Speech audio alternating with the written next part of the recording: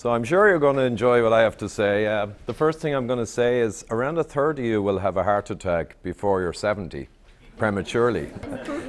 But the good news is that it's overwhelmingly avoidable. But to avoid a premature cardiovascular event, you need to know how it occurs and what the root causes are, and you need to address those root causes.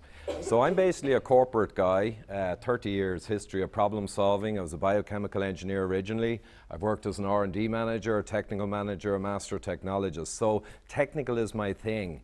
But I changed my career a few years ago and I began to research metabolic disease, and then I began to release seminars on YouTube, and I talk now around the world about often quite detailed stuff on metabolic processes, but today I'm going to keep it simple.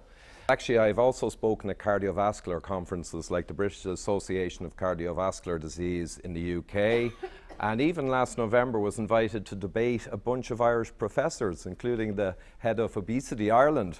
And let's just say my opinions and my views are slightly different than some of theirs, so it was good fun. But my current role is with working directly for David Bobbitt. Now, David Bobbitt is one of Ireland's most successful businessmen.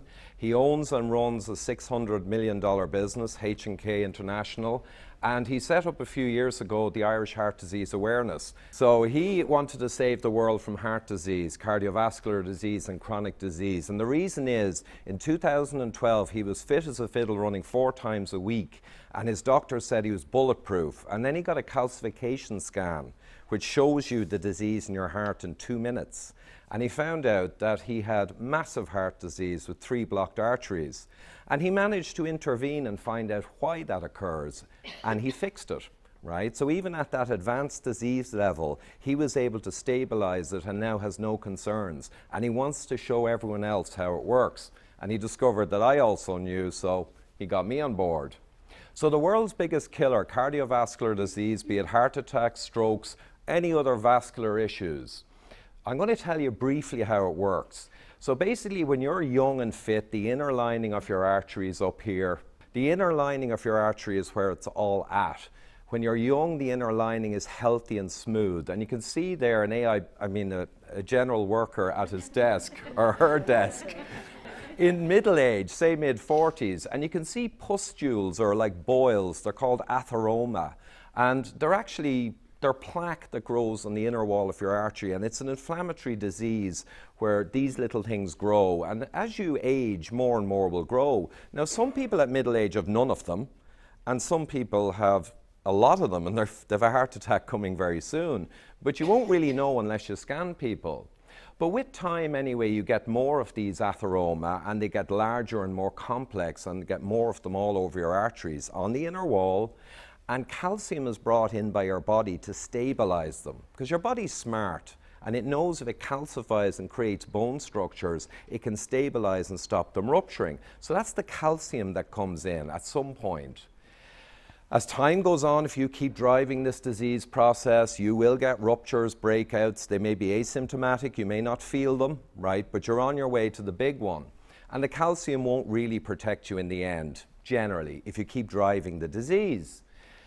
And eventually you get the big one. One of these ruptures is very large. It causes a blood clot, shuts the flow of blood to your heart, and 30 to 40% of those first heart attacks will be fatal. So you don't get to ever think what you might have done better.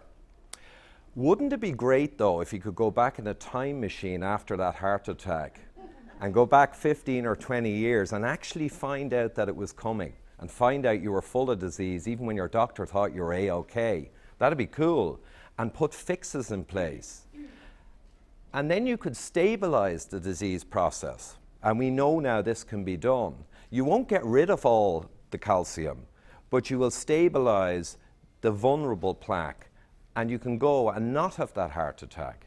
But you need to know that you've got big disease, and you need to do the things to tackle very significant disease. So now we get to calcification, the CAC score from the calcium scan. And this is the master measure for your cardiovascular health. So shown there is on the left scan, you can see a little green circle and there's no calcium. And that's my co-author, Dr. Jeffrey Gerber from Denver. And he got a 0 score at the age of 55. And that means he has a vanishingly low chance of a heart attack in the next 10 years or beyond. The guy on the right, you can see the white telltale calcium in his main coronary arteries. That guy's a high-risk patient, but he or she may not know it if they don't get a scan.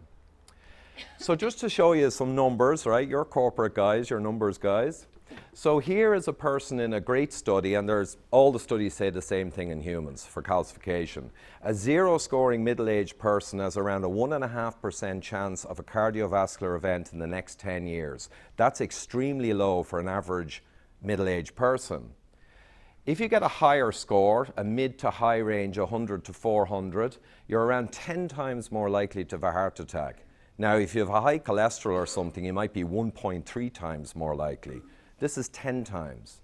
And if you get a very high score, like my boss David, you're around 20 to 25 times more likely than a zero-scoring person. And you'll only ever know if you get the scan. It's very vague and ambiguous, and trust me, I'm an engineer and I know data. The blood risk factors and the equations are very vague. They're not good for individuals, they're only good for population decisions. So what drives progression? This is the important bit, because if you don't know what drives it, you won't know what to do to stop it, and there's not much point finding out you have a major issue to deal with in advance if you can't do anything about it. So here I'll show you a couple of factors you may be familiar with on the x-axis down the bottom. Now, if for these factors they hit 1 on that scale, they have no real relevance to a future heart attack, right? You have a 1 times greater chance if you're high in one of these factors. It means they don't mean much. So you can see total cholesterol and LDL bad cholesterol, and in this excellent study here, they didn't predict over time for these guys whether they get a second heart attack or not at all. They're a 1.0. Now, blood pressure is pretty good because it speaks to root cause. So it meant if you had a high blood pressure, you were double the chance of having a heart attack down the road. Blood pressure is a good measure to watch. Insulin. How many people here know insulin is one of the most important things in whether or not you get a heart attack? Honestly. No. How many people know about cholesterol is important in heart disease, yeah? Yeah. You're going to love the next few slides. So anyway, high insulin, what do you think? If it was 3 or 4x multiplier, that means it's really, really important. Do people think it might be higher? And I have a lot of these studies, believe me. I've nearly 3,000 scientific studies on my disk now over the last 6 years, but there's a lot on this specifically. 6.7 times. Because cardiovascular disease is intimately related to your insulin glucose metabolism, right? And the biggest disease processes in the world. And just because the cholesterol was easy to measure 50 years ago, it got all the limelight and it became the big thing. But anyway, we can't go through too much detail here. So everyone's been focusing for decades on cholesterol in red there. And that means they've tried to have diets and interventions to lower your cholesterol. We've got healthy whole grains, vegetable oils, polyunsaturates. We've got eat less meat, eat less fat, all of this jazz, right? But the elephant in the room all along was hyperinsulinemic syndrome, okay? I know it sounds like a big word, and there's lots of words for it. Metabolic syndrome, prediabetes, diabetes in situ, loads of names. But this process, if it goes very far, you'll be diagnosed as a type 2 diabetic, because this process is essentially type 2 diabetes. It's just the vast majority of people are never diagnosed. So we've got a modern epidemic of disease, cardiovascular disease, Alzheimer's, now being called type 3 diabetes. Yeah. Obesity, of course, intimately linked to insulin dysfunction. Non-alcoholic fatty liver, we've got an epidemic in the States and it's coming here soon, okay, even amongst the youth. All of these things are connected together and they relate intimately to what's under the surface in the population, is insulin resistance or hyperinsulinemia, essentially a form of diabetes, mostly undiagnosed. So we're all on a spectrum of insulin resistance, this problem. We're all at some point in the spectrum. On the right, we have insulin sensitive, maybe athletes, people who eat really well, great genetics, and they can they're very safe and very low risk of the diseases above shown there. And on the left, we have the insulin resistant people, okay? And they're not just fat people. or overweight people? Sure, overweight people, much more of them proportionally will have insulin resistance. That's a given.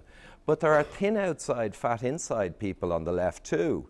And although they appear slim, they've got intra-organal fat, visceral fat in around their organs and in their organs.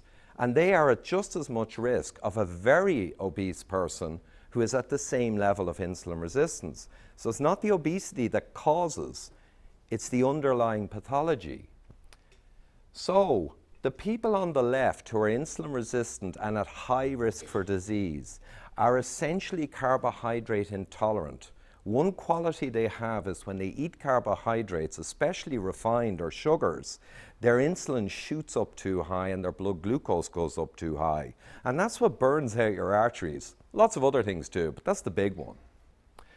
What proportion do you think of adult Americans over 45 are now insulin resistant, essentially diabetic? Take a guess. 60? 60. 80. Great answers. Because from the Centre Disease Control latest data, 65% by glucose measures are now essentially diabetic. Myself and Dr. Gerber would say from his clinical practice and my research, probably 75 or 80% if you measured their insulin, but no one's measuring insulin. They're all measuring cholesterol. Right. So this is beyond epidemic, and Ireland is heading the same way. Ireland and the UK and many other countries. And it's not just health. I know we're talking here today about productivity and that. Poor productivity is a hallmark of your journey. Before you actually get to the disease state where you expire, your last 30 or 40 years when you're in this state, you'll have less mental acuity, less energy, you'll have afternoon slumps after lunch. You simply won't have the quality of life you could have. So it's about productivity too.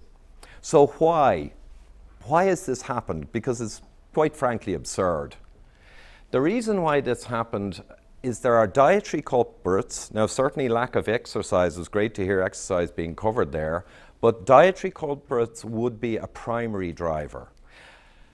Refined carbohydrates and sugars, I've lectured on extensively the metabolic disease that's caused by them. You can see the pyramid of lunacy we were given 40 years ago, okay?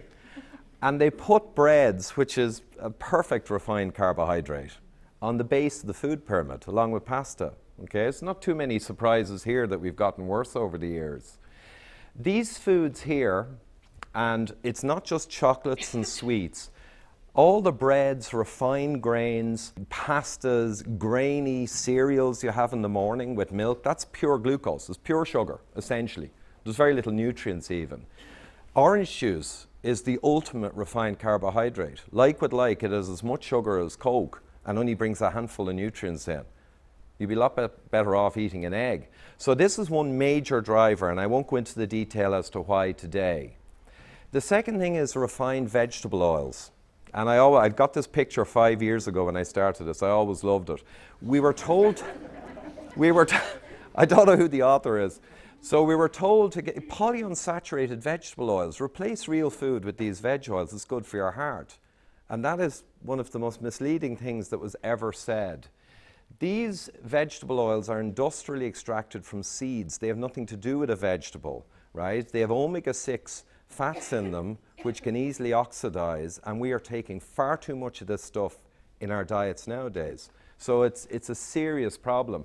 And the problem with refined carbohydrates and vegetable oils, processed foods are stuffed with both.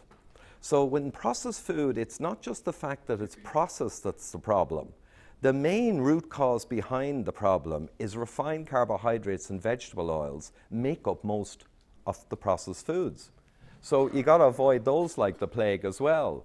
The dietary scapegoats might be interesting to see what they did blame for this problem of disease. Well, they blamed human evolutionary foods. So we all heard, I'm 50 years on the planet last week, and from birth I knew the bad foods, right?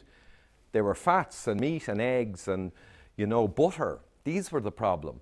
And we're now discovering, and I hope you're hearing, and you're going to hear it increasingly, that this was a massive mistake. And we replaced real food with basically trash food that was supposedly meant to be healthy. But it's turning around.